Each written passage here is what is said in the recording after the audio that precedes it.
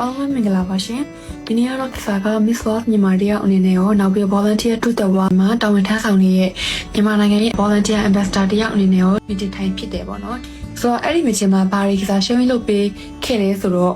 မြန်မာနိုင်ငံရဲ့ traditionally အရာရှက်စရာကောင်းတယ်လို့ထင်နေကြတဲ့ period ဖြစ်တာနဲ့ပတ်သက်ပြီးရော sharing လုပ်ခဲ့တယ်ပေါ့နော်ဆိုတော့အဲ့ဒီအကြောင်းအရာလေးကိုစားနှုတ်မှတ်ထားတာလေးရှိတယ်အဲ့ဒါနဲ့ပတ်သက်ပြီးတော့စားဒီဗီဒီယိုမှာပြန်ပြီးတော့ sharing လုပ်ပေးခြင်းတယ်ပေါ့နော် period ဆိုတာဘာလဲဒါ period ဆိုတာကအသစ်ဝိုင်းတစ်ခုဖြစ်ပြီးတော့ဒါမိန်းကလေးတွေရဲ့ကျန်းမာရေးကိုဒါကောင်းဆုံးကြည့်ပြဖို့အတွက်ထောက်ပံ့တစ်ခုပေးတဲ့ process တစ်ခုဖြစ်တယ်ပေါ့နော် menstruation is natural ပေါ့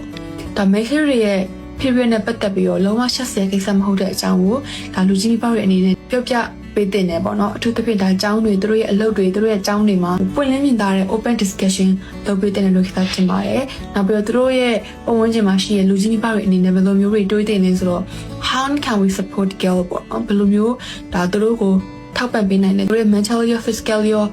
ဥတနိုင်တဲ့ဘက်ကနေဘယ်လိုထောက်ပံ့ပေးနိုင်လဲစဉ်းစားပေးတင်တယ်ပေါ့နော် safety space ဖန်တီးပြီးတော့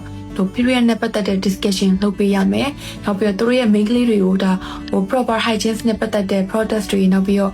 catch ပေးရမယ်ပြီးတော့ဒါ mentorship တွေလည်းပြုလုပ်ပေးရမယ် awareness လုပ်ပေးရမယ်။ဘယ်လိုမျိုးပြောတင်ရမလဲဆိုတာ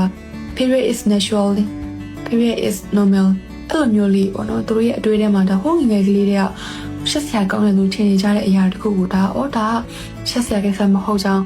ဒါပွင့်လင်းမြင်သာတဲ့ခေတ်ကြီးမှာဒါဘာမှမဟုတ်တဲ့အကြောင်းအရေးစင်မဖြစ်တဲ့အကြောင်းကိုစားတို့ကအကောင်းဆုံးတန်တဲ့ဘက်ကနေပြောကြားပေးရမယ်ပေါ့နော်ဆိုတော့နေကုန်းချုပ်အနေနဲ့ဆက်ပြောချင်တာကတော့ period ဖြစ်တာကလုံးဝရှက်စရာကိစ္စမဟုတ်ပါဘူးဆိုတော့စားတဲ့ငယ်တဲ့ညီမလေးတွေရောဒါမမတွေရောစားတိုက်တွန်းချင်ပါတယ်ဖိတ်ခေါ်ချင်ပါတယ်စားရဲ့ life style မှာဒါဖြစ်တာကတဘာဝဖြစ်စဉ်တစ်ခုပဲပေါ့နော် period ဖြစ်တာနဲ့ပတ်သက်ပြီးတော့ self care knowledge တွေကိုလည်းဆက်လေ့လာရမယ်ပေါ့နော်စားရဲ့ daily life မှာဒါ confidence ရှိနဲ့ဒီထိုင်ဖို့အတွက်ဖြတ်တန်းဖို့အတွက်ထိုက်တွန်းချင်ပါတယ်။အားလုံးကျေးဇူးတင်ပါတယ်။ဒီဗီဒီယိုကြည့်ခြင်းအဖြစ်လည်းဒါ information တစ်ခုခု knowledge တစ်ခုခုရမယ်လို့ဆက်ချင်ပါတယ်။ Bye bye